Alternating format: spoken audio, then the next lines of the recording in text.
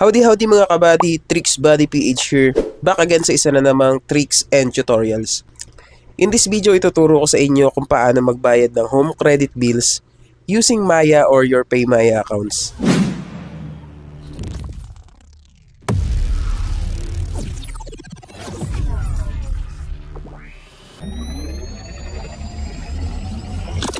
So alam ko marami na nakakaalam nito at marami na ring naunang mag-upload about dito. Pero na-realize ko din na meron pa palang hindi nakakaalam nito. Kagaya na lang kahapon nung mag-chat yung isa kong tropa at nagpapatulong paano magbayad sa home credit using Maya account.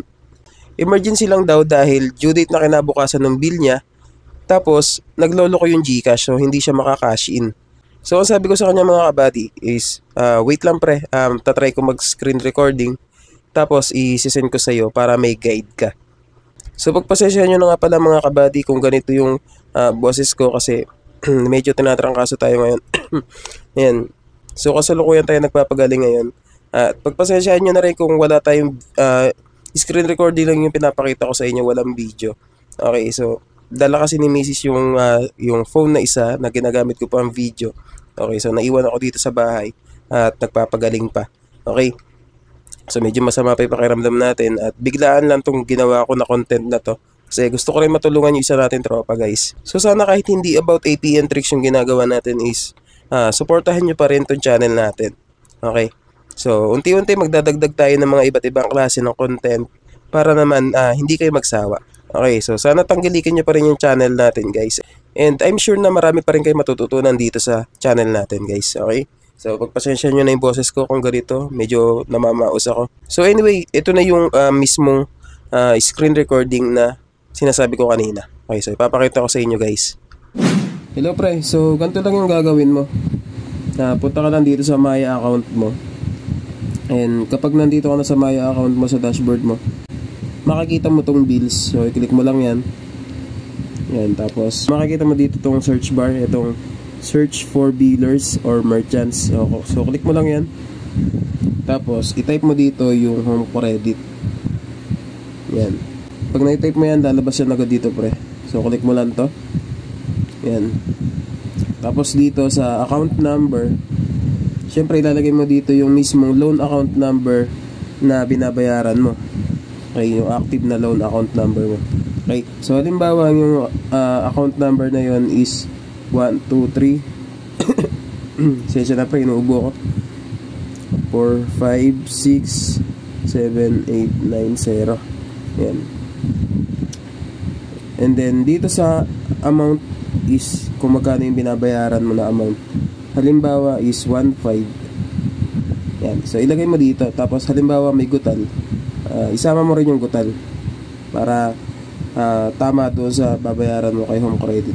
Okay, so halimbawa may gutal na 50 centavos, so isama mo yung 50 centavos na gutal na yun. Okay, lagay mo lang ng decimal point. Tapos dito sa contact number, syempre ilalagay mo yung active na contact number mo. So halimbawa yung number na yun is 0987654321. Okay, so example lang ito binibigay ko pre. Syempre ilalagay mo yung tama or yung mismong mga information mo. Okay, tapos dito sa account name, halimbawa ang pangalan mo is Juan de la Cruz.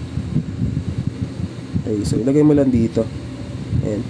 So pag nailagay mo na yan lahat pre, click mo lang to continue. Ayan, so kalagay is pay bills error. Mali daw kasi yung biller account number na nilagay ko, so invalid. Pero dapat kasi ilagay mo yung tama. Susundan mo lang yan pre, tapos ituloy-tuloy mo lang, continue mo lang ng continue or next mo lang hanggang sa makarating ka doon sa makapagbayad ka na ng bills mo. Okay, so ganoon na siya kasimple pre. Sana nakatulong to. So yun na nga guys yung ginawa natin pagtulong doon sa tropa natin.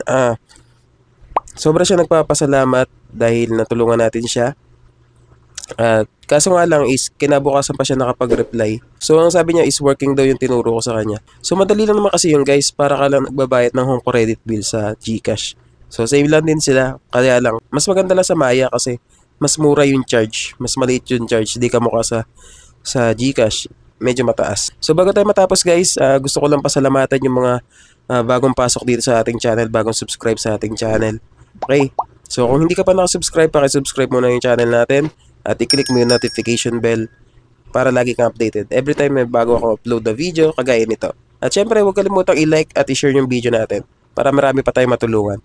I guess hanggang dito na lang muna tayo guys. I hope na may natutunan kayo. Okay? So once again, ito po si Tricks Body PH. Tandaan, daig ng taong matanong, ang taong nagmamarunong. God bless po sa lahat. Yun lang. Salamat.